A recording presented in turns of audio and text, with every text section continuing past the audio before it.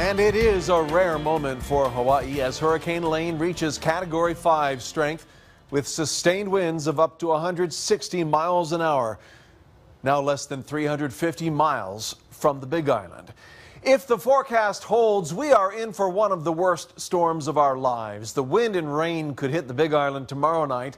Maui County and Oahu would be next, with the capital city in the crosshairs.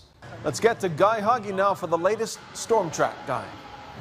Well, Kahi, Lane is at the top end of the hurricane scale. Winds are at 160 miles an hour with gusts to near 200. So it's a Category 5 storm. We haven't seen a storm of this strength since 1994. It's now making a gradual turn towards the state. The computer models are all in agreement over the next 48 hours. Then there's some divergence. Some models even have Lane making landfall. But even if that doesn't happen, the storm is big enough and it's wide enough and strong enough and close enough to bring us severe weather. As for the timeline, the Big Island can expect the rain to start up tomorrow along with huge storm surf. Hurricane conditions are expected on the Big Island in the evening. Maui will be just a few hours behind.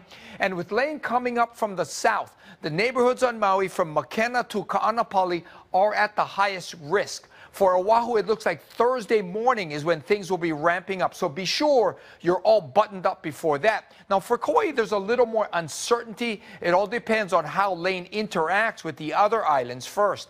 Now, coming up a little bit later, we'll go over the latest weather advisories. All right, thank you, Guy. Let's get more now on the forecast. We're joined by Eric Lau from the Central Pacific Hurricane Center. Thank you so much for being with us. I know we are planning for the worst, but at this point, is there any chance the storm veers to the west and misses us?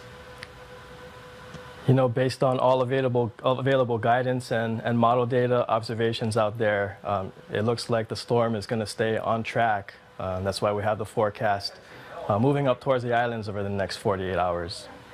I know we're counting on the shear to tear up the storm. How likely is that to happen? You know, shear is going to be an important factor as the storm approaches the main Hawaiian Islands. As you can tell right now, this high clouds that are being pushed off the top of the storm indicate that Lane is encountering some shear right now, although the amount of shear that needs to happen and the amount of weakness that takes place with Lane may not be enough as Lane approaches from the south. Right, we're running out of time for nature to tear the storm apart, right? That's correct. So, I mean, as the storm approaches, we're looking at the potential for really heavy rainfall, strong damaging winds. So we really urge the residents of Hawaii to really be prepared. They need to stay vigilant and really be aware of your surroundings. Know where evacuation shelters are, and you have your hurricane kits readily available in case power outages occur, water outages occur. We want everyone to be safe. Yeah, we've been talking about how much moisture is along that area. Once the hurricane passes by, is it over, or are we dealing with days of trailing rain? Yeah, as Lane weakens and pushes off to the west, as the forecast right now indicates, we're going to still be under this southeasterly flow, which pretty much just brings this Kona wind. It's going to be humid, muggy, and there's going to be more rain to come probably through the early part of next week. So even if Lane passes by, the heavy rains are going to be saturating the soils over the weekend. And any additional rainfall we could see in the beginning of the week could lead to more potential flooding. Oh, wow. So we're really, this is a nearly week-long scenario unfolding before us, huh?